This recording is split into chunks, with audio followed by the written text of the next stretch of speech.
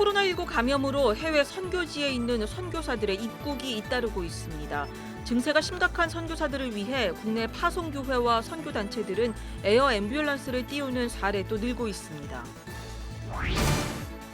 코로나19 장기화 등으로 돌봄 공백 문제가 커지고 있는 가운데 교육부가 초등 돌봄교실 운영 개선 방안을 발표했습니다.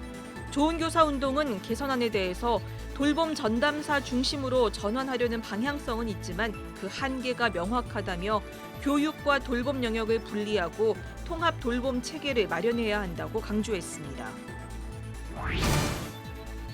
법원이 수용 가능 인원의 10%, 최대 19명까지 대면 예배가 가능하다는 서울시의 방역 수칙을 재확인하는 판결을 내렸습니다. 법원은 감염병 확산 방지라는 공공복리 옹호의 필요성이 더 크다며 이같이 판결했습니다. 서울 광림교회는 최근 코로나19 장기화로 어려움을 겪고 있는 교회들을 돕기 위해 교회학교 회복키트 전달식을 가졌습니다. 여러분 안녕하십니까? CBS 뉴스입니다.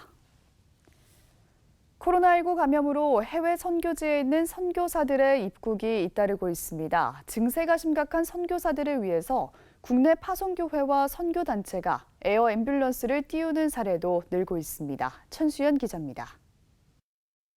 지난 2003년부터 미얀마에서 사역해온 정모 선교사. 지난달 24일 코로나19 확진 판정을 받았습니다. 69살의 고령으로 증세가 악화된 정 선교사는 다행히 의료용 항공기인 에어 앰뷸런스로 귀국해 현재 충북 오송에서 치료를 받고 있습니다. 미얀마 정 선교사의 입국은 파송교회인 왕성교회의 지원 덕분이었습니다. 위급한 상황에서 왕성교회는 1억 8천만 원의 에어 앰뷸런스 비용을 전액 감당했습니다. 이 선교사님 파송하는 것이 정말 보내기만 하고 끝나는 것이 아니고 정말 그분들의 안전과 그분들의 미래와 또 현재 처해 있는 상황들을 늘 수시로 점검하고 기도해드리면서 최선의 지원을 해드리는 것이 이것이 정말 굉장히 중요하구나. 지난 17일에는 미얀마에서 사역하던 김모 선교사가 에어 앰뷸런스로 귀국해 코로나19 전담병원에서 치료를 받고 퇴원했습니다. 1억 원이 넘는 비용은 후원교회인 땅끝교회와 부산국제선교회, 예장통합총회가 함께 부담했습니다. 사실은 금액에 부담감이 있었습니다. 그러나 우리를 대신해서 사람을 살리라고 보낸 선교사가 생명의 위기에 처했는데 우리가 그 선교사를 살려야 되지 않겠느냐. 이것이 장로님 다수들의 의견이었습니다. 지난달 30일에도 코로나19 감염으로 호흡곤란 등의 증세를 보인 인도네시아 김모 선교사가 국내로 옮겨졌습니다. 코로나 중환자 병동에 입원 중인 김 선교사는 폐렴 증세는 있지만 상태는 크게 호전된 것으로 알려졌습니다. 코로나19 델타 변이의 확산으로 생사에 위급한 상황에 놓인 선교사들이 늘면서 에어 앰뷸런스를 이용한 국내 입국이 잇따르고 있습니다. 선교에 대한 문화적인 인식도 많이 바뀐 것 같습니다. 지금은 이제 파송교회나 선교단체가 일단 살려놓고 다시 현장에 가서 열심히 충성할 수 있도록 만들어주자는 그런 분위기가 전체적으로 자리 잡고 있습니다. 한국교회가 더욱더 성숙한 선교의 모습을 보일 수가 있고, 한편 한국세계선교협의회는 의료 시스템이 열악한 선교지에서 코로나19 등으로 발생할 수 있는 선교사들의 위급 상황에 대비하기 위해 각 교단 선교부 등과 함께 산소 발생기 보내기 성금 모금에 나설 계획입니다. CBS 뉴스 천수연입니다. 코로나19 장기화 등으로 돌봄 공백 문제가 커지고 있는 가운데 교육부가 어제 초등 돌봄교실 운영 개선 방안을 발표했습니다. 좋은 교사 운동은 개선안에 대해 돌봄 전담사 중심으로 전환하려는 방향성은 있지만 그 한계가 명확하다며 교육과 돌봄 영역을 분리하고 통합 돌봄 체계를 마련해야 한다고 강조했습니다. 오요셉 기자입니다. 교육부가 초등 돌봄교실 운영 개선 방안을 발표했습니다. 개선 방안은 초등학생에게 방과 후 교육 서비스를 제공하는 돌봄교실을 대폭 확대하고 돌봄교실 운영 시간도 기존 오후 5시에서 저녁 7시까지로 연장한다는 계획입니다. 또 지역 내 가용 공간이 있는 학교나 외부 시설을 돌봄기관으로 활용하겠다는 내용도 담겼습니다. 하지만 이 같은 방안은 돌봄 공백 문제의 근본적인 해결책이 될 수 없다는 목소리가 나오고 있습니다.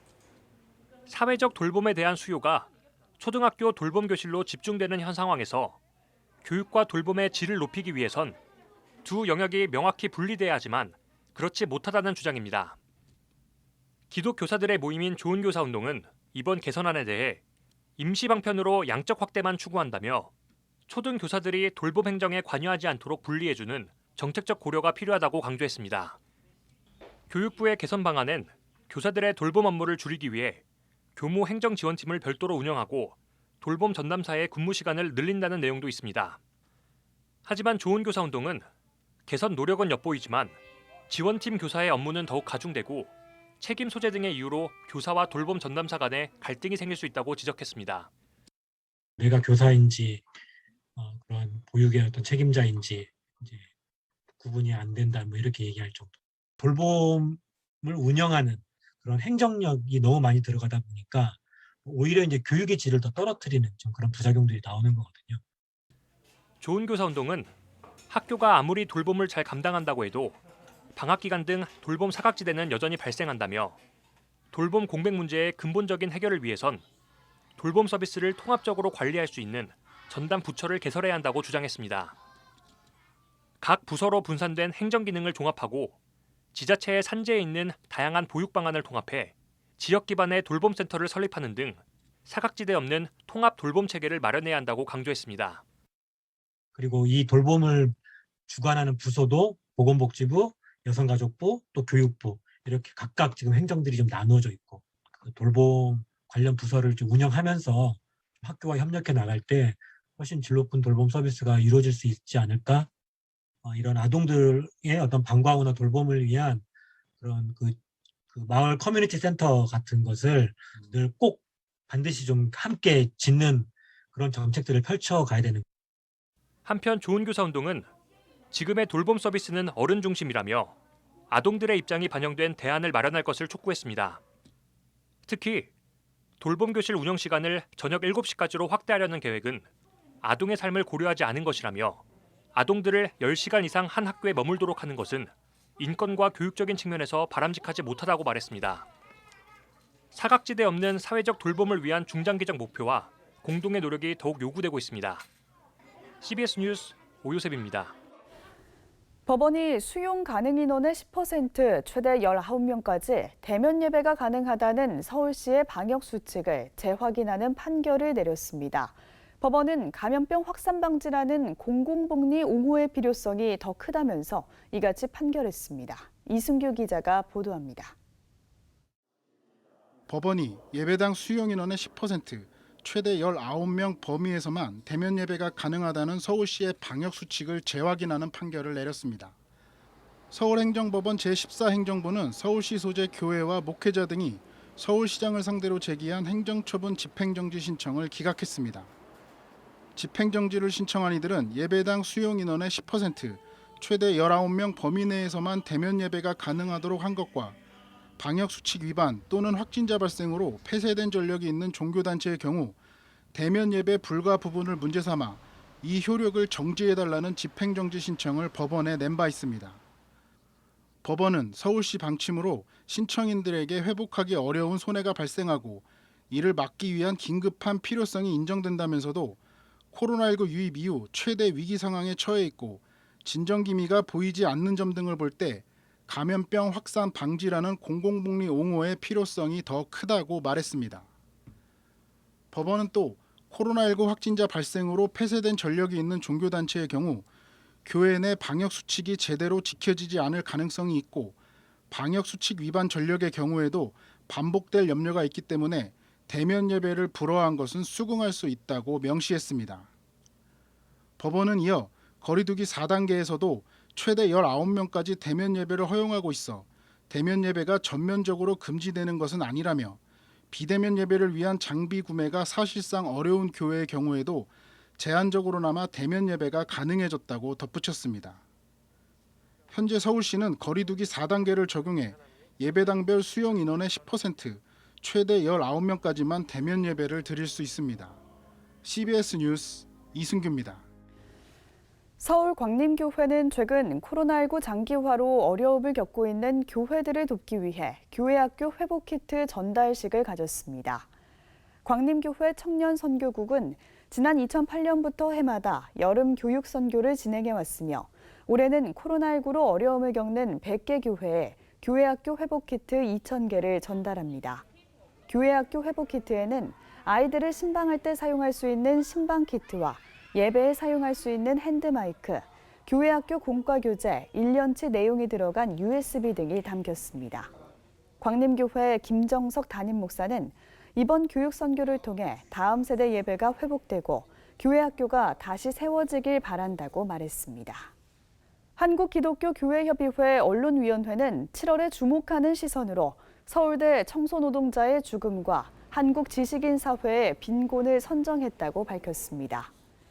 교회 옆 언론위원회가 주목한 사안은 지난 6월 서울대 청소노동자 사망과 관련해 직장 내 괴롭힘이 드러난 사건으로 당시 일부 서울대 교수들이 관리자의 명백한 갑질을 비호해 논란이 됐습니다.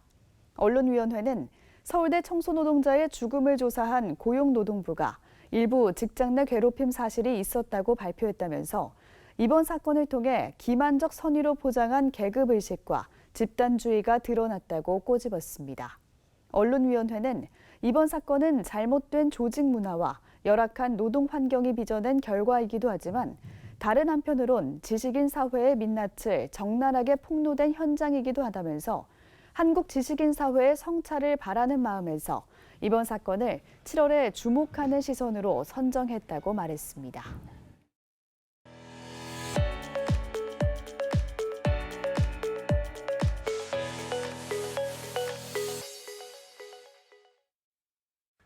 간추린 지역교계 소식입니다. 코로나19로 해외 선교가 크게 위축된 가운데 대전 중부교회가 온라인으로 진행하는 해외 선교 프로그램을 선보여 눈길을 끌고 있습니다.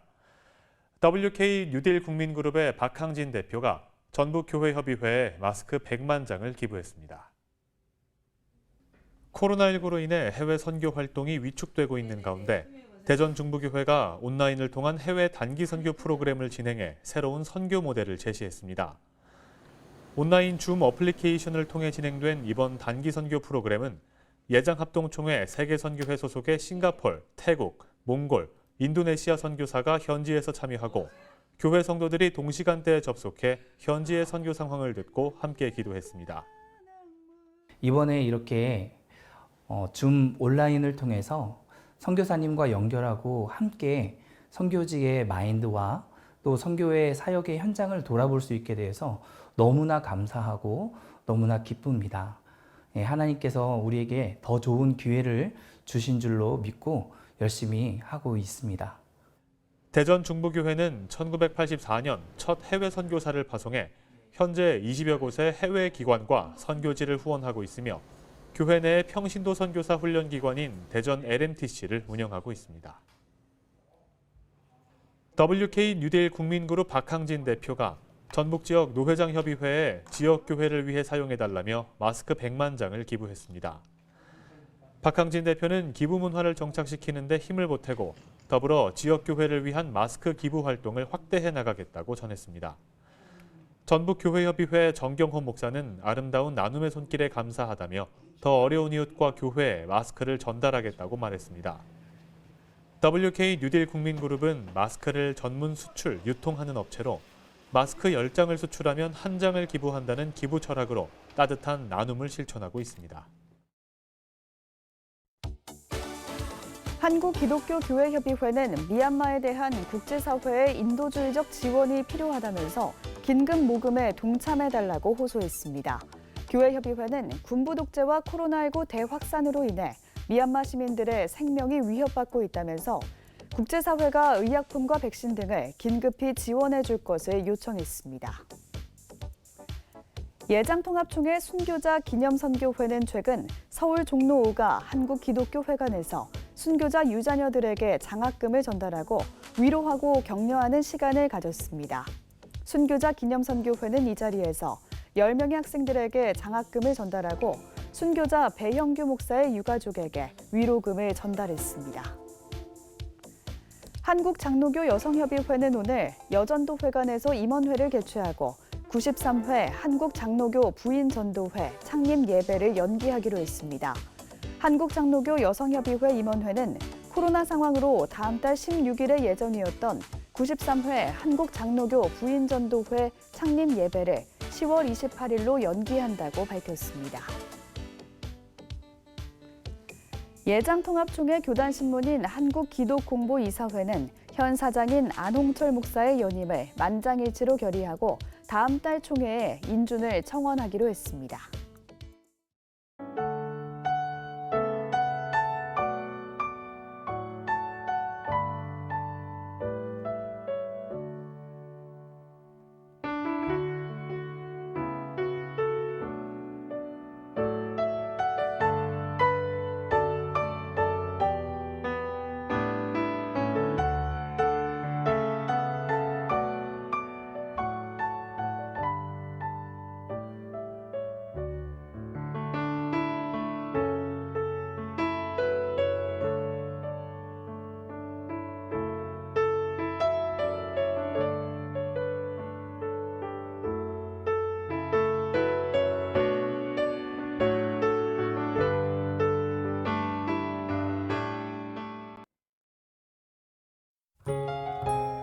내일도 전국에 폭염이 이어지겠습니다. 특히 습도가 높아서 체감온도가 35도 이상으로 오를 것으로 보여서 온열 질환 관리에 유의하셔야겠습니다.